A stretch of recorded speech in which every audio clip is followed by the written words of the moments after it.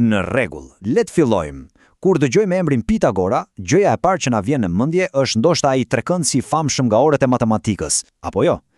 Po, e vërteta është disi shumë më e komplikuar dhe shumë më magjepse. Ai nuk ishte thjesht një tip që llogariste kënde. Sot do të shohim se si ky personazh historik ishte në fakt një mësues shpirtëror, një udhëheqës i një udhëri sekret dhe një arkitekt i asaj që ai e quante harmonia universale. Shikoni pak diferencën e jashtëzakonshme këtu. Sot, ky emër shihet thjesht si sinonim i ekuacioneve dhe gjeometrisë së thatë shkollore. Por, nëse kthehemi pas në kohë, për vetë pitagorianët, kjo lëvizje nuk ishte të bënte fare me klasat e zakonshme të matematikës. Ishte një gjuhë hyjnore. Ishte një mjet i mirëfillt për pastrim shpirtëror dhe thelbi i një misticizmi kozmik. Pra, po flasim për një ndryshim total të perspektivës. Ata e shihnin veten si iniciues të sekreteve më të thella të universit. Pjesa e parë, përtej teoremës së Pitagorës, matematika që njohim të gjithë, dhe thellësitë e saj krejtësisht të fshehura. Tani, për të kuptuar se si ndodhi ky transformim, duhet të shohim pak rrugtimin e tij jetësor. Ai lindi diku rreth vitit 570 para erës son në ishullin e Samosit. Por edukimi nuk mbeti aty. Imagjinoni një njeri që udhton drejt Egjiptit, mëson nga priftërinë e atjeshëm dhe pastaj shkon deri në Babiloni. Aty ndodhi diçka e veçantë. Ai nuk mësoi thjesht llogaritje astronomike, ai i thithi një simbolik të thellë sakrale, dhe krejt këtë dije e mori më vonë dhe e ktheu në themelin e shkollës së tij tepër të veçantë në Kroton të Italisë. Këto udhëtime i dhanë atij një botkuptim që ndërfurte llogaritjen më të ftohtë logjike me spiritualitetin më të thellë. Pjesa e dytë, gjeometria si gjuhë hyjnore, ose si të zbërthem universin përmes numrave. Ktu arrim tek thelbi i vërtet i gjërave. Gjithçka është numër. Tingëllon e thjesht, por dëgjoni. Për Pitagorën kjo nuk ishte thjesht një metaforë e bukur. Ai besonte fjalë për fjalë se natyra nuk është një kaos i rastësishëm. Ajo është një mekanizëm absolutisht i përsosur me raporte të sakta matematikore. Pra, nëse arrini të kuptonit matematikën, ju praktikisht po lexonit mandjen e vet universit. Dhe numrat nuk ishin thjesht, e dini, shifra të thata për të numëruar apo matur. Ata ishin simbole të gjalla me karakter.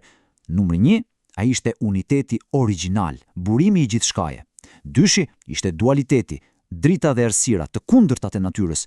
3 sillte atë harmoninë perfekte duke i bashkuar, ndërsa 4 ishte stabiliteti, vetë struktura e botës fizike.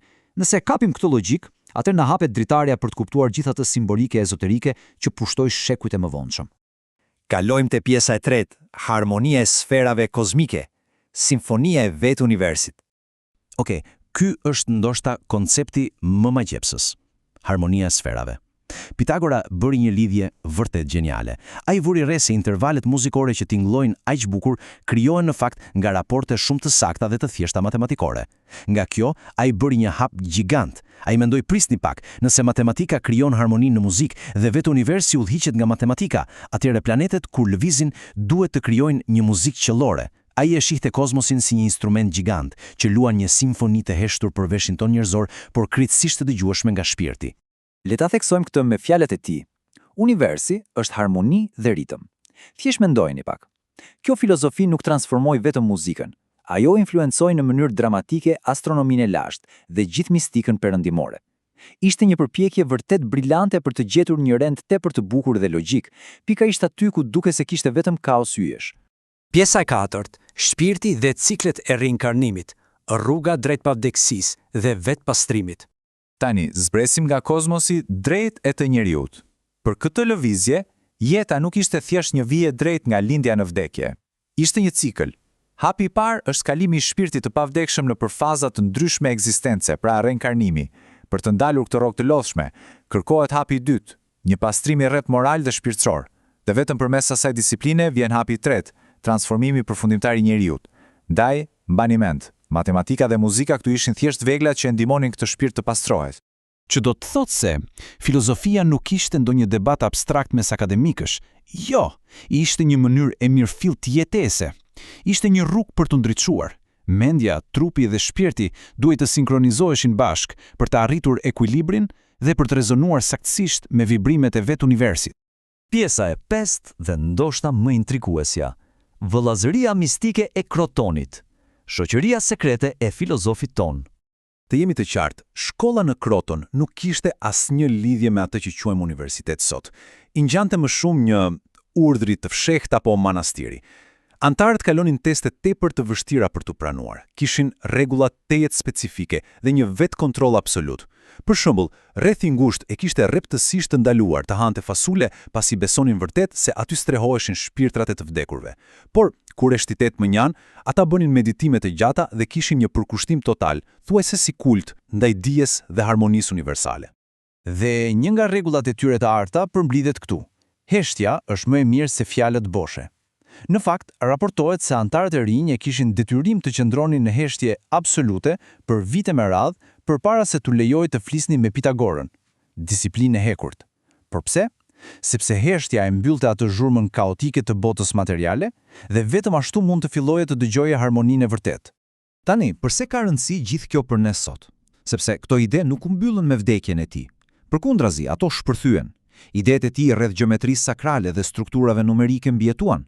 Ato udhëhoqën ndërtuesit e katedraleve gjigante, frymëzuan traditat e rilindjes dhe lanë një gjurmë tepër të thellë në masoneri dhe hermetizëm. Pitagora është fjalë për fjalë ADN-ja thelbësore e gjithë misticizmit perëndimor. Dhe nëse ka një fjali që e kurorëzon gjithë këtë sistem, është kjo: njihu me vetveten dhe do të njohësh universin. Sepse mendojeni, nëse njeriu përbëhet nga të njëjtat raporte dhe ligje matematikore si yjet dhe makrokozmosi, atëherë studimi i matematikës nuk është një gërmim atje jashtë, është një udhëtim i thellë brenda vetdijes sate. Aty zhbllokohen të gjitha sekretet. E gjitha kjo na lë me një pyetje vërtet fantastike.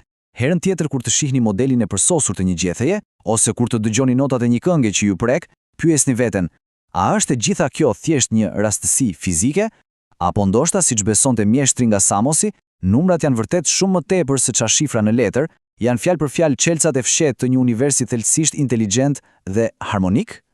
Reflektoni pak për këtë. Faleminderit që u bashkuat me ne në këtë eksplorim të shkurtër, por jashtëzakonisht të thellë.